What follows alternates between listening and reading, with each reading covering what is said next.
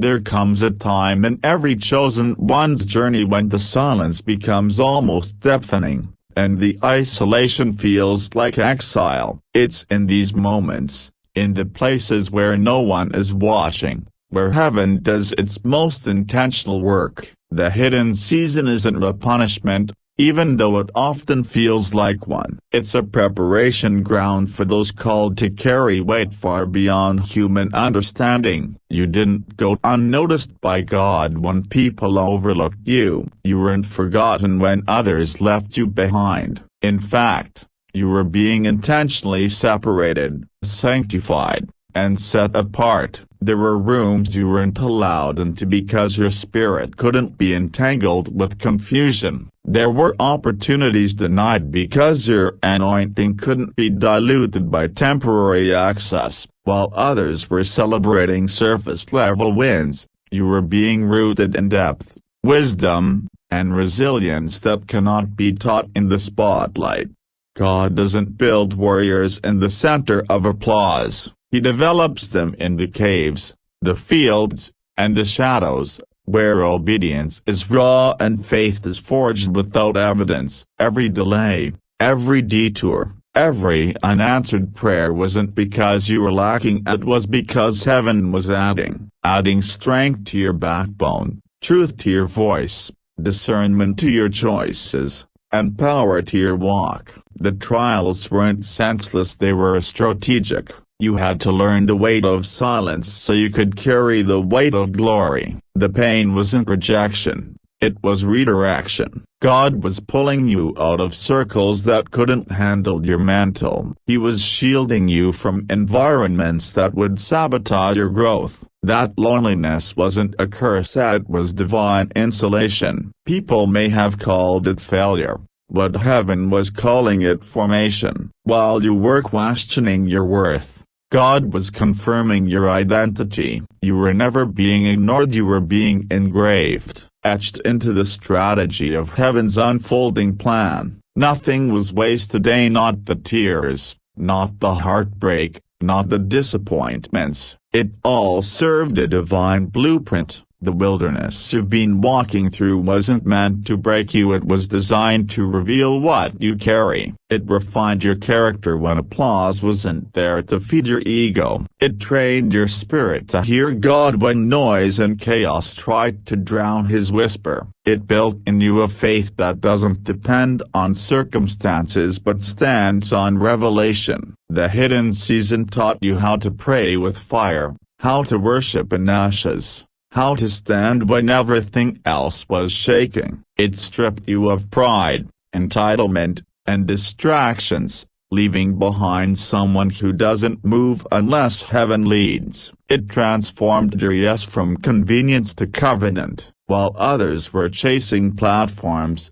God was building you into one, a foundation so secure in Him that no storm, no opinion, and no setback could destroy it. You were planted, not buried, and in that planting, roots grew deep. Roots that weren't seen, but are now strong enough to sustain what's coming. If God would have given you what you prayed for back then, it would have destroyed you. The spotlight would have blinded you. The weight of the blessing would have crushed you. But now, you've been molded, you've been pruned, you've been processed. The silence taught you to hear. The waiting taught you to trust. The rejection taught you who you are and whose you are. You stopped needing people's validation because you finally encountered heaven's affirmation. You no longer chase rooms you once cried over, because you now realize your value doesn't need to be proven, only walked in. And though the process was long, and the pain was sharp, it all worked together. God knew what He was doing. He was developing a voice that carries weight. He was cultivating humility in you so the power wouldn't consume you. He was preparing you to be the answer in places that are still lost in confusion. Your wounds became wisdom. Your scars became strength. Your survival became strategy. You didn't lose time. You gained oil. You didn't miss out. You matured. You didn't fall behind. You were fastened to a timeline authored by eternity, not culture. And though it felt like everyone else was winning while you were weeping, God was watching. He saw you choose faith when it would have been easier to walk away. He saw you stay when living was more comfortable. He saw you worship through tears and serve through pain. He saw the yes no one else clapped for, the obedience no one else noticed. That's what made you choose, and not because you were better, but because you were willing to go through the fire, willing to be hidden, willing to be misunderstood, willing to carry the weight of something greater than yourself. Heaven took note, and though you couldn't see the full picture, you stayed in position. While others were performing, you were being prepared. While others sought visibility, you were being refined for responsibility. The hidden season was never about punishment, it was about positioning. You were being pulled back like an arrow, not to retreat, but to be launched farther than you imagined. There is a moment reserved in heaven's timing when the quiet rise of the chosen ones becomes undeniable. What God has done in private is about to break into the public space, not just as a moment of recognition but as a divine move that exposes, elevates, and establishes. The years of silence, the misunderstood choices, the lonely roads, none of it was wasted. It was all part of a masterful design to prepare a generation of individuals not shaped by applause but molded by assignment. This next season is not about striving for visibility, it is about becoming visible because of divine necessity. God doesn't announce what He hasn't already prepared, and now, He's about to make known those He has trained in secret. What was cultivated in the shadows is being summoned to the forefront, not to entertain, but to shift atmospheres and disrupt systems with spiritual authority. God's public move will not just elevate for the sake of status, it will expose what has been hidden in darkness. The platforms that were built on manipulation, control, and ego are being shaken, and the true ones are rising in the midst of the crumbling noise. Those who built influence without integrity will be confronted, and those who carried burdens in silence will be vindicated. The elevation of the chosen ones is not about superiority, it's about divine alignment. Heaven is placing people where their voice, presence, and influence can no longer be silenced by systems that weren't built for them to thrive in. These are not self-appointed leaders, they are God-sent catalysts, and their appearance on the public stage will confuse many, because it won't follow the usual formulas. They won't come with branding first, they'll come with breakthrough. They won't carry popularity, but power. The move God is about to make will establish a new order, a new wave, where truth cuts through deception and purpose overrules performance. The chosen ones are not just being called to speak, they're being positioned to shift territories. Their presence will carry weight, their obedience will unlock rooms, their history with God will be their credibility, not connections or titles. Every closed door in the past was making room for the right one to open now. Every delay was a divine filter to keep them from being trapped in circles too small for their calling. When God moves publicly, He doesn't consult protocol, He overrides it. He disrupts systems that became stagnant, and He raises voices that were once overlooked by man but trusted by heaven. This elevation comes with responsibility. The chosen ones are not being promoted for personal comfort but for kingdom impact. They are being planted in high places to represent heaven with boldness, humility, and clarity. And it won't be about showing off power, it will be about demonstrating transformation. What they carry will confront spirits, not people. Their presence will challenge compromise, not with judgment, but with the sheer weight of authenticity and spiritual authority. They've been crushed in secret so they can carry oil in public. Their scars will speak louder than their words. Their very existence will challenge those who thought they knew what favor looked like. Because God is flipping the narrative, He is choosing the ones who didn't have the spotlight, who weren't invited to the table, who had no platform except His presence. This isn't about revenge or proving anyone wrong. It's about fulfilling heaven's plan without apology. The time for hiding is over. The time for shrinking back has passed. Heaven is making a move, and those who have been obedient in obscurity are about to be launched without needing to knock on doors. The doors will open to them because the assignment demands it. Their visibility will be purpose-driven, not pride-fueled. They don't need to convince anyone, they simply need to show up as they are, carriers of something not taught in schools, something not acquired through trends, but something born through spiritual endurance and divine obedience.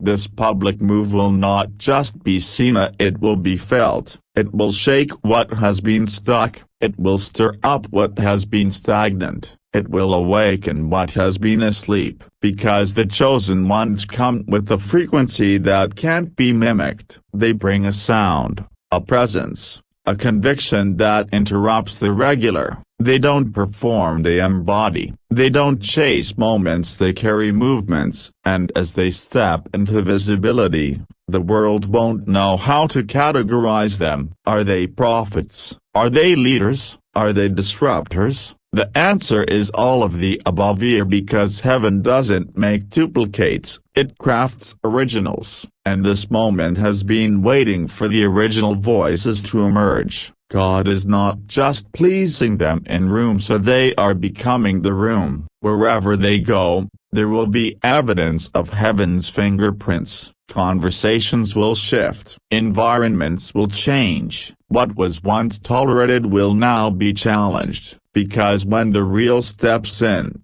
the fake can no longer hide. This move is not temporary, it is tectonic. It's a shift that redefines what leadership looks like, what influence feels like, and what truth sounds like. These aren't just chosen to be seen up, they are chosen to be sent. Sent into places that have long resisted truth but are now ripe for change. Sent to carry weight, to release sound, to spark reform. And the most powerful thing is they didn't force their way into this moment, they were called. And what God calls, He covers. What He elevates, He establishes. What He begins, no one can stop. There comes a moment in every chosen one's journey when what once tried to silence them becomes the very stage from which their purpose is proclaimed. What was meant to shut you down, break your confidence,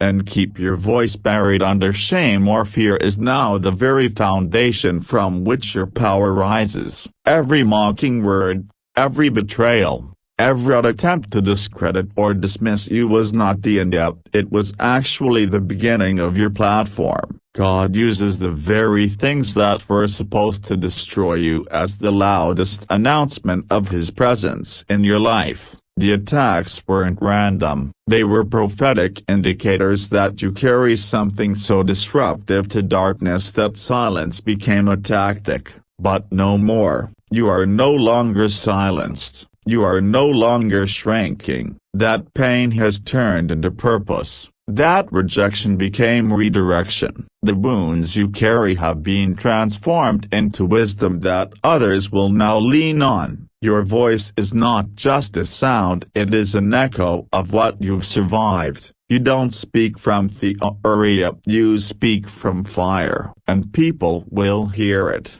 They will feel the weight of what you've walked through in every word you release. What was once a struggle to find your voice is now a roar that cannot be denied. The seasons where you were overlooked were classrooms. God was showing you who you are without applause so that when you finally speak, your identity is not built on reactions but on revelation. That silence wasn't weakness, it was restraint. Heaven was teaching you how to war in stillness, how to discern in isolation, how to carry truth without needing validation. And now that your voice is being released, it won't be shallow. It will carry history with God, authority from experience, and clarity from obedience. There are people who tried to label you based on the chapter they caught you in, never realizing that God was still writing your story. They saw you in pain and assumed that was your identity. They heard your silence and assumed you were finished. They witnessed your fall and thought it would define you. But what they didn't see was the refining. They didn't see the prayers you whispered through tears. They didn't see the faith you held onto in the dark. They didn't see the strength it took to stay obedient when everything inside you wanted to give up. And now that you're rising, they won't be able to deny it. What was meant to bury you has become the very ground from which you are growing. The same environment that tried to mute you will now watch you operate in full expression. The same voices that tried to drown you out will now have to hear what they once tried to silence. You will speak with clarity in the place where confusion tried to consume you. You will move with confidence where fear once paralyzed you. And it won't be because you forced it up, it will be because you surrendered to something higher. The attacks on your voice weren't just personal, they were spiritual. The enemy feared what would happen when you truly understood who you are and what you carry. But now the time has come. You are no longer in hiding. You are no longer rehearsing who you could be. You are walking in it. And as you do, things will shift around you. Your platform is not built on perfection, it's built on redemption. People will be drawn not to your polish, but to your process. They will listen not because you have all the answers, but because your life is proof that God still raises the broken. You will find yourself in rooms where your scars speak louder than your resume. Doors will open not because you campaigned, but because heaven commanded it. The very moments that were designed to humiliate you are now being repurposed as illustrations of grace. What was once a source of pain will now be a testimony that liberates others. You will speak about what you've been through not with shame, but with power. Because God has turned your survival into strategy. Your scars have become blueprints for breakthrough. No longer will you be defined by what you went through, you will be identified by what came out of it. The endurance, the insight, the discernment, the fiery, it all came from walking through what tried to take you out. And now you're not just walking out of it, you're walking others through it. You've been equipped not just to speak, but to set atmospheres. Your voice will activate things in others. It will stir sleeping dreams. It will confront lies that have lingered for too long. It will heal. It will build. It will break cycles. And not because you're trying to be impressive, but because you are finally being authentic. You no longer have to pretend. You no longer have to perform. You just have to be. Everything that tried to keep you quiet is about to witness the release of what's been building in silence. Your authenticity will become your loudest message. You won't have to fight for space, your voice will make room. What you carry is not common,